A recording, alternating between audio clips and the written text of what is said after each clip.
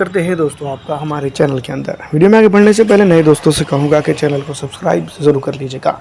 आज हम बात करेंगे दोस्तों वसई विधानसभा क्षेत्र के बारे में। हितेंद्र ठाकुर पिछली दफ़ा विधानसभा चुनाव के दौरान यहाँ से वसई से चुनकर आने में कामयाब हुए थे।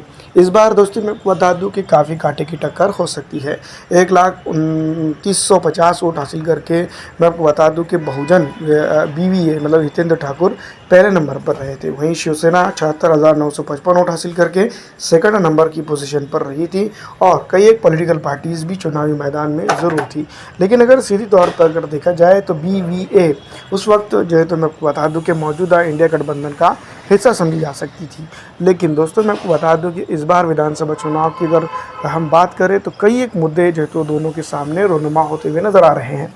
शिवसेना की सबसे बड़ी बात हम बात करें तो शिवसेना अब जो है तो एनडीए खेमे के साथ नहीं है, जबकि बीजेपी के साथ जो है तो बड़ी पार्टियां जुड़ी हुई भी नहीं दिखाई दे रही है। इस बार विधानसभा चुनाव की अगर हम बात करें तो कहीं ना कहीं या फिर सीधे तौर पर हम ये बात ज़रूर कह सकते हैं कि भारतीय जनता पार्टी के लिए अलग थलग जो है तो भारतीय जनता पार्टी पढ़ते हुए नज़र आ रही है।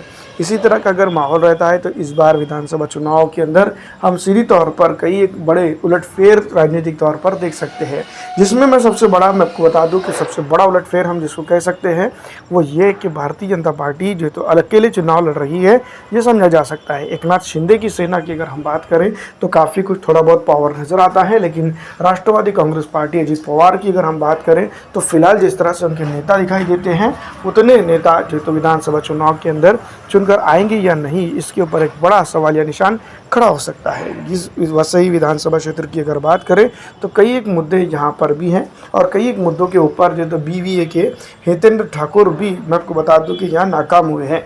जनता का पहला मुद्दा अगर यहाँ पर देखा जाए मराठा आरक्षण का अगर कभी होता है तो यहाँ पर हितेंद्र ठाकुर को सीधी तौर पर नुकसान हो सकता है।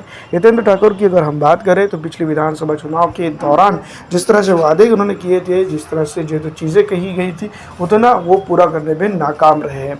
एज एन MLA तौर पर यानी कि विधायक के तौर पर जिस तरह से फंड मिलता है उतना भी खर्चा करने में वो कामयाब नहीं हुए हैं। इन तमाम तर चीज़ों के साथ मैं आपको बता दूं कि भारतीय जनता पार्टी के लिए यहाँ पर इस बार मौका बन सकता है। वैसे ही मैं आपको बता दूं यहाँ पर जो तो भारतीय जनता पार्टी को काफ़ी मेहनत करने की सख्त ज़रूरत है। पिछली विधानसभा चुनाव के दौरान शिवसेना ने अपना यहाँ पर वर्चस्व बनाने की कोशिश तो ज़रूर की थी, लेकिन इस बार मैं आपको बता दूँ कि उद्धव ठाकरे की सेना यहाँ पर जो है तो काफ़ी अच्छा परफॉर्मेंस करते हुए नज़र ज़रूर आ रही हैं। लेकिन भारतीय जनता पार्टी के लिए भी कहीं ना कहीं कुछ बड़े चीज़ें यहाँ पर हो सकती है।